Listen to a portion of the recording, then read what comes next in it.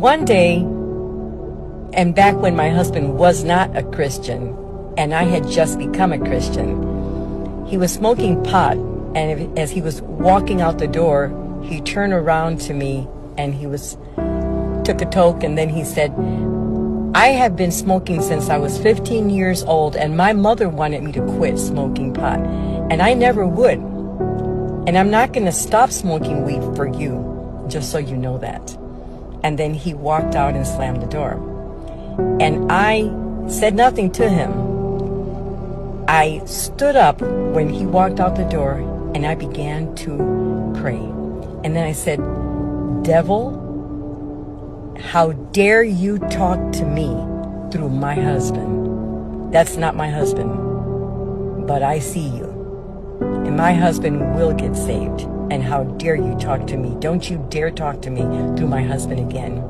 And then I began to pray for my husband, because I learned that prayer is the way.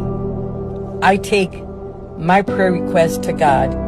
I don't argue with people, and I don't argue with my loved ones, because that does nothing.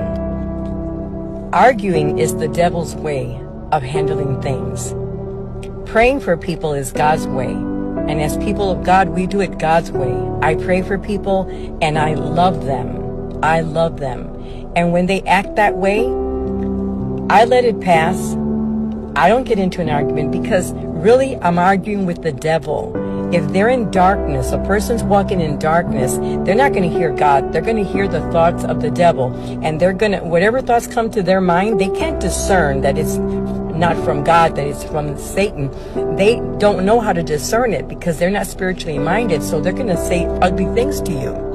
And we cannot get offended. We can't be so thin-skinned that we get offended. If we're Christian and the other person's not, we're called to pray for them.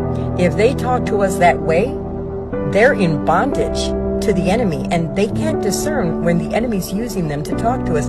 But we have to be spiritually minded enough to discern that was the devil trying to talk to me through that person. The devil will talk to you through your kids.